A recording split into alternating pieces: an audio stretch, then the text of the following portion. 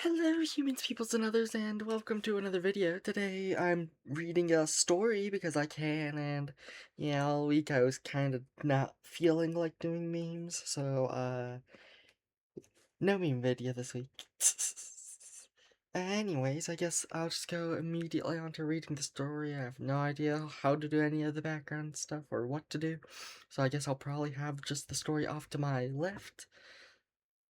It might be barely readable.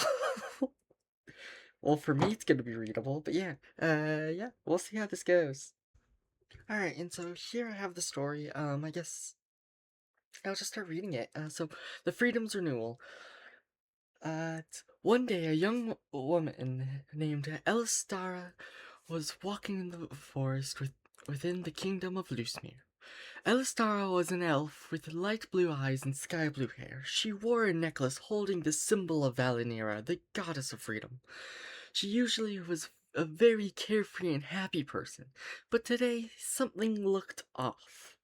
Her face is trailed with tears. A great tragedy had struck recently, you see, one of which she would not recover from for most of her life.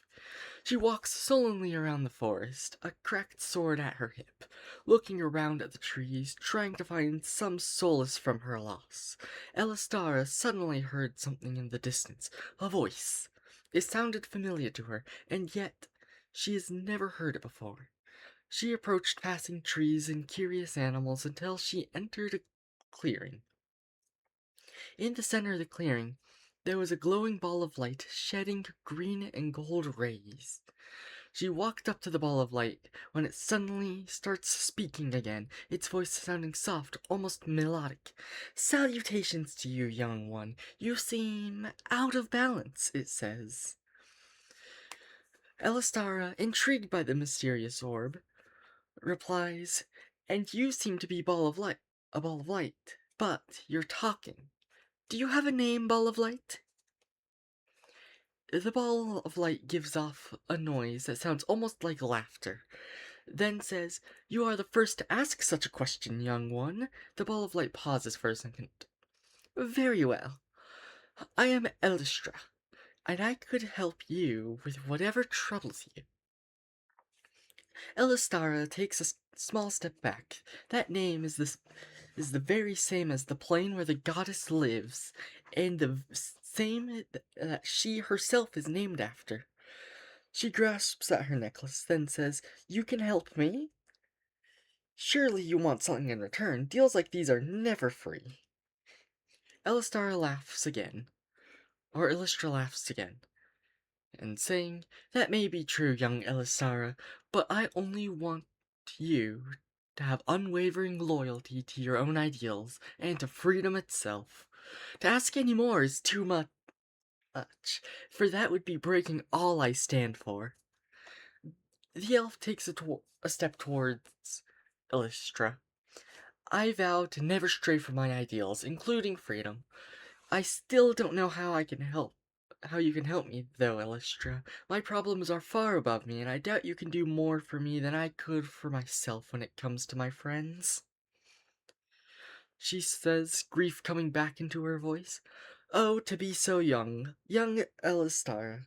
I will lend you my strength whenever I can, but you cannot expect me to heed your every call. After all, freedom walks unfettered.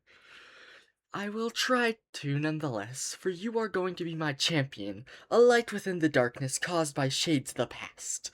Now reach forth and take hold of me, not as one who tries to control, but one who accepts a friend." Elistara nods and reaches forth to touch the orb. As her hand makes contact, it transforms. She is suddenly holding the hand of a woman who looks like her. The woman gives her a kind smile before vanishing. The winds pick up around her, and Elisara falls unconscious, one of her eyes turning light purple like amethyst sparkling in the sun. She awakens a day later.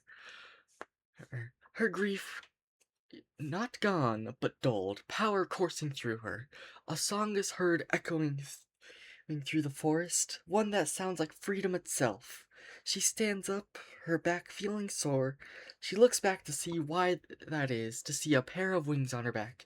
They look like those of a butterfly, shattered but not broken somehow. And a dark blue, with stars shimmering within. She decides these wings are a little too obvious for what just happened. She's heard stories. She just became the first of the new ascendants, but she must hide this. To do this, she tries casting a spell to hide her new wings, watching as they turn invisible, only to appear seconds after. After an hour of trying to turn her wings invisible, she finally succeeds and starts walking out of the forest. She will tread up the path she chooses herself, for not even fate can bind her now, for she is the new Blade of Freedom. And that is the whole story. I hope you all enjoyed. It's a little old, and I should probably edit parts of it as I edited it in my head while I was talking. But yeah, it's a little old. I wrote it last year, and then, I wrote a story between then and now, or like a whole book. So yeah, I guess now that we're at the end, I should say like, comment, something. I don't know. Subscribe if you want, and yeah, don't let the fog get you. Bye.